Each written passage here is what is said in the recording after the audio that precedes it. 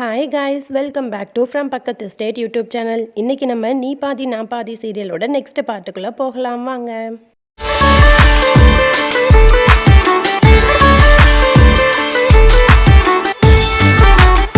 Opening சீனில் சக்தியை தான் காட்டுறாங்க. அவளை மந்திரா தலையில் தண்ணியை ஊற்றி ரொம்பவே அவமானப்படுத்தி பேசிகிட்டு இருக்கா. உடனே சக்தியும் சும்மா இல்லை, பதிலுக்கு பதில் பேசி விட்டுட்டு அந்த இடத்துலேருந்து எஸ்கேப் ஆகி நம்ம கரெக்டாக சிவாவோட ரூமில் போய் ஒளிஞ்சு நின்றுட்டு இருக்கா. அப்போ கரெக்டாக மந்திரா அவளை தேடி போகலான்னு போகும்போது கரெக்டாக மந்திராவை பார்க்கறதுக்காக ஒரு மினிஸ்டர் வந்திருப்பாரு. அவரோட பொண்ணுக்கு இந்த மாதிரி டாக்டர் சீட்டு வேணும், நீங்கள் 5 சீட் அலாட் பண்ணுறீங்களா, அதில் லாஸ்ட் சீட்டு என் பொண்ணுக்கு கொடுங்க அப்படிங்கிற மாதிரி அந்த மினிஸ்டரும் பேசிகிட்டு இருக்காரு. அந்த கேப்பில் நம்ம சக்தி தெரியாதனமாக சிவாவோட ரூமில் போய் ஒளிஞ்சுக்கிறா. கரெக்டாக சிவா ரூமை விட்டு வெளியே வரும்போது சக்தி கால் ஸ்லிப் ஆகி சிவா மேலேயே விழுந்துடுறான். உடனே சிவா அப்படியே பிடிச்சிட்றான். 2 பேரும் அப்படியே ஒருத்தருக்கு ஒருத்தர் பார்த்துட்டு இருக்காங்க. அப்போ சிவாவோட ரூமில் ஏதோ சவுண்டு கேட்குது அப்படின்னு சொல்லிட்டு மந்திரா வருவா. அதை சக்தி பார்த்துருவா. உடனே அந்த இடத்துல இருந்து எஸ்கேப் ஆகி அவனோட ரூம் வழியாக பேக் சைடு இறங்கி போயிட்டு இருப்பா. அப்போ சிவாட்ட மந்திரா கேட்கும்போது ஒன்றும் இல்லாட்டி இந்த லைட்டு கீழே விழுந்துருச்சு அப்படிங்கிற மாதிரி அவனும் சொல்லி சமாளிச்சிருவான். நம்ம சக்தி மாடியிலேருந்து கீழே பைப் வழியாக இறங்கி போவா. கீழே அவங்க அக்காவும் நிற்பா. 2 பேருமே அந்த இடத்த விட்டு எஸ்கேப் ஆயிடுவாங்க. அதோட நெக்ஸ்ட் டே ஆகுது. சிவா ஹாஸ்பிட்டலுக்கு போகலாம் அப்படிங்கிற மாதிரி ரெடி ஆகிட்டு இருப்பான். அப்போ உடனே சிவாவோட தம்பி அவனை கிண்டல் பண்ணிட்டு இருப்பான்.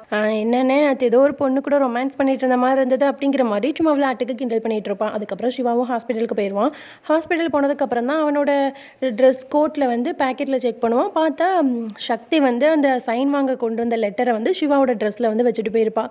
உடனே அதை சிவா ஓப்பன் பண்ணி பார்த்துட்டு, ஓஹோ இதுக்காக தான் ரூம் வரைக்கும் என்னோட ட்ரெஸ்ஸில் இந்த இதை சைன் வாங்குறதுக்காக வச்சுட்டு போனியா அப்படிங்கிற மாதிரி அவளை நினச்சி ரொம்பவே சிரிச்சுட்டு அவளோட மார்க்ஸ்லாம் பார்ப்பான். ஆஹா நல்ல குவாலிஃபிகேஷன் தான் அப்படிங்கிற மாதிரி சொல்லிட்டு அவளுக்கு இந்த சீட்டு கிடைக்கணும் அப்படிங்கிற மாதிரி அவன் சைன் பண்ணி வச்சிருவான். அப்போ கரெக்டாக அந்த இடத்துக்கு மந்திரா மினிஸ்டரோட பொண்ணை கூட்டிகிட்டு இந்த பொண்ணு மெடிக்கல் சீட்டுக்காக வந்திருக்காப்பா, நீ இந்த பொண்ணை தான் செலக்ட் பண்ணணும் அப்படிங்கிற மாதிரியே மந்திரா சொல்லிட்டு இருப்பா. உடனே அந்த பொண்ணு சார் நீங்கள் எப்படி சார் சர்ஜரிலாம் பண்ணுறீங்க, உங்களை பற்றி நான் நிறைய கேள்விப்பட்டிருக்கேன் அப்படி இப்படின்னு அவன்கிட்ட கேட்க அவனுக்கு பாஸ்டில் நடந்த விஷயங்கள்லாம் ஞாபகம் உடம்புலாம் நடுங்க ஆரம்பிக்குது. உடனே மந்திரா அந்த பொண்ணை அங்கேருந்து கூட்டிகிட்டு போயிடுவா. இவன் ரொம்ப சோகமாக அவனோட ரூமில் உட்காந்துருப்பான். அப்போ அவனுக்கு திடீர்னு மனசுக்குள்ளே ஒரு ரிலாக்ஸான சந்தோஷமான ஃபீலிங் வருது. உடனே அவன் சுற்றி பார்க்குறான். பார்த்தா நம்ம சக்தி அந்த இடத்துக்கு வந்திருப்பா. அங்கே நிறைய குழந்தைங்களுக்கு போலியோ சொட்டு மருந்து ஊற்றணும் அப்படிங்கிறதுக்காக அவன் நிறைய குழந்தைங்களை கூட்டிகிட்டு வந்திருப்பா. உடனே அதை பார்த்துட்டு இவன் ரொம்பவே ஹாப்பியாவான். சக்தியை சிவாவை பார்த்துட்டு சைன் பண்ணிட்டீங்களா அப்படிங்கிற மாதிரி கேட்பா. நீ இங்கே என்னோட கேபினுக்கு வா அப்படிங்கிற மாதிரி அவன் சைகை காட்டுவான். உடனே இவன் ரொம்ப சந்தோஷமாக எப்படியும் சைன் பண்ணியிருப்பாரு அப்படின்ற மாதிரி போகிறா. கரெக்டாக அதுக்கு முன்னாடி மந்திரா ஊடையில் அந்த கேபினோட டோரை க்ளோஸ் பண்ணிவிட்டு சிவா கிட்ட போய் பேச ஆரம்பிக்கிறான். உடனே சக்திக்கு ரொம்பவே இன்சல்ட் ஆயிரும். அவள் ஒரு ஓரமாக நிற்பா. அப்புறம் மந்திரா இந்த மாதிரி உனக்கெல்லாம் சீட்டு கிடைக்காது, உன்ன மாதிரி ஒரு சீப்பான பொண்ணுக்கெல்லாம் இங்கே சீட்டு கிடைக்காது அப்படிங்கிற மாதிரி ரொம்பவே அவளை கஷ்டப்படுத்துகிற மாதிரி பேசி விட்டுட்டு போயிடுவான். உடனே நம்ம சக்தி என்ன நினச்சிப்பா அப்படின்னா, அப்போது இந்த டாக்டர் நமக்காக சைன் பண்ணலையா அப்படிங்கிற மாதிரி நம்ம சிவா மேலே ரொம்பவே கடுப்பாயிருவா. அவனை பற்றி மிஸ் அண்டர்ஸ்டாண்டிங்கும் பண்ணிக்குவா. அதுக்கப்புறம் நமக்கு அந்த மந்திராவோட பையனான கிரீஷை தான் காட்டுறாங்க. அவன் நம்ம சக்தியை எப்படியாவது லவ் பண்ணணும், கல்யாணம் பண்ணிக்கணுன்றதுக்காண்டி ரொம்பவே அவள் ஃபோட்டோவை பார்த்து ஃப்ளட் பண்ணிட்டு இருந்திருப்பான். அப்போ கரெக்டாக கிரீஷோட தங்கச்சி என்ன நீ இந்த பொண்ணை லவ் பண்ணுறியா அப்படிங்கிற மாதிரி கேட்பான். அதாவது சக்தியோட அக்கா இருக்கால, அவள் ரொம்ப இன்ஃப்ளூயன்சராக தானே இருப்பாள். அவளுக்கு சோஷியல் மீடியா அப்படி இப்படின்னு தானே இன்ட்ரெஸ்ட் இருக்கும். அவளுக்கும் இந்த கிரீஷோட தங்கச்சிக்கும் சோஷியல் மீடியாலேயே ரொம்ப டஃப்பான போட்டி நடந்துகிட்ருக்கும்.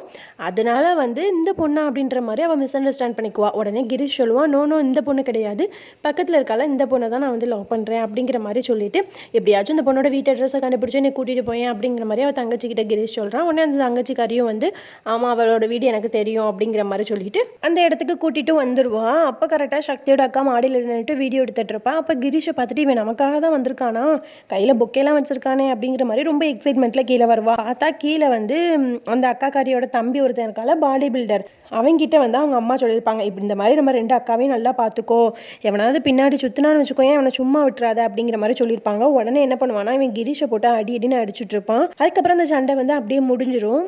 அதுக்கப்புறம் அப்படியே நமக்கு வீட்டில் தான் காட்டுறாங்க. வீட்டில் பார்த்தா நம்ம சக்தி கடவுள்கிட்ட நின்றுட்டு இந்த மாதிரி எப்படியாச்சும் எனக்கு இதில் இன்டர்வியூவில் சான்ஸ் கிடைக்கணும், நான் நல்லா பெர்ஃபார்ம் பண்ணி எனக்கு ஃப்ரீ சீட் கிடைக்கணும் அப்படி கடவுளே அப்படின்ற மாதிரி வேண்டிகிட்டு இருப்பான். இது எல்லாத்தையுமே சித்திக்காரங்களும் கேட்டுருவாங்க. கேட்டுட்டு பயங்கரமாக கோவப்படுவாங்க. நான் உனக்கு கல்யாணம் பண்ணி வைக்கணும்னு நினச்சிட்டு இருக்கேன், நீ என்னன்னா திரும்பவும் அந்த மெடிக்கல்னு சொல்லி சுற்றிட்டு இருக்கியா அப்படிங்கிற மாதிரி பயங்கரமாக கோவப்படுவாங்க. உடனே சக்தி சொல்வா, இல்லை சித்தி, நாளைக்கு எப்படியாவது அந்த இன்டர்வியூ நான் கிளியர் பண்ணிட்டேன் அப்படின்னா எனக்கு ஃப்ரீயாகவே சீட்டு கிடச்சிரும், ஒரு பைசா செலவு கிடையாது, நான் டாக்டர் ஆயிடுவேன் அப்படிங்கிற மாதிரி அவள் எவ்வளவோ சித்தியை கன்வின்ஸ் பண்ணுவாள். குடும்பத்தில் இருக்க எல்லாருமே கன்வின்ஸ் பண்ணுவாங்க. உடனே சித்தி இருந்துட்டு சொல்கிறாங்க, நீ நாளைக்கு இன்டர்வியூ போகணும் அப்படின்னா இப்போ கீழே வந்து ஒரு பிளேட் நிறையா அரிசி வந்து கீழே கொட்டியிருக்கு. இதை ஒன்று ஒன்றா நீ எடுத்து ஒரு அரிசி விடாமல் நீ எடுத்துட்ட அப்படின்னா நாளைக்கு நான் நீ இன்டர்வியூ கார்டு அனுப்புகிறேன் அப்படிங்கிற மாதிரி சொல்லிடுவாங்க.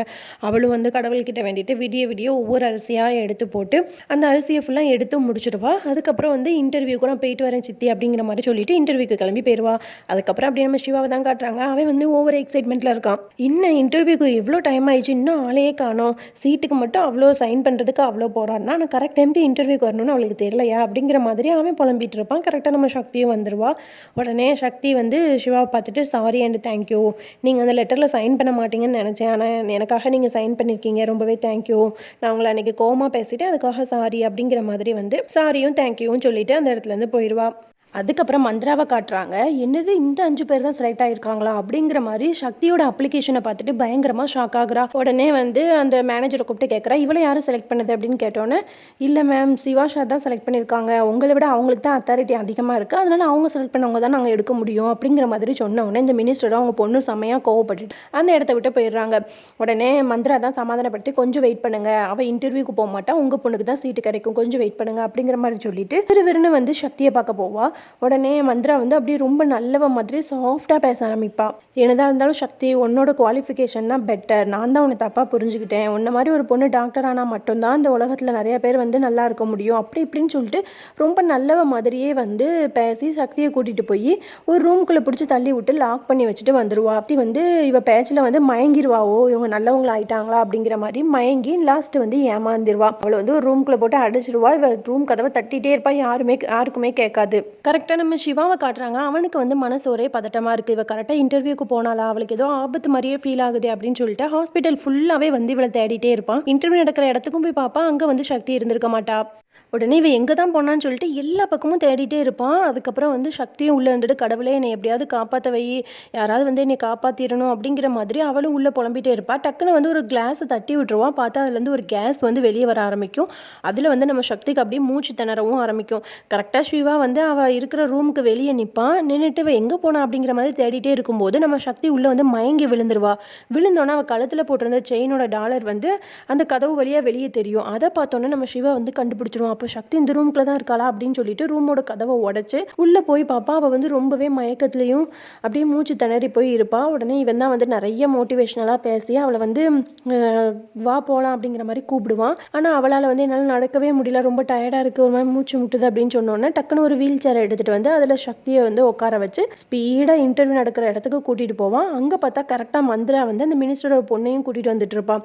அந்த மினிஸ்டரோட பொண்ணு அந்த இன்டர்வியூக்கு போகிறதுக்கு முன்னாடி கரெக்டாக வந்து சிவா வந்து வீல் சேரை ஸ்பீடாக தள்ளிட்டு வந்து நம்ம சக்தியை வந்து இன்டர்வியூக்கு அனுப்பி வச்சிருவான். இதெல்லாம் பார்க்கும்போது நம்ம மந்த்ராவுக்கு பயங்கரமாக கடுப்பாகும். இவன் என்னடா இப்படிலாம் பண்ணிட்டான், அந்த மினிஸ்டர் கிட்ட வேற நம்ம மாட்டிக்கிட்டோமே அப்படிங்கிற மாதிரி ஷாக்கில் வந்து முழிச்சிட்டு இருக்கா. இதோட நம்ம இந்த பார்ட்டை இன்னைக்கு முடிச்சுக்கலாம். இதுக்கப்புறம் என்ன இருந்துச்சு அப்படிங்கிறத நெக்ஸ்ட் பார்ட்டில் பார்க்கலாம். Bye bye.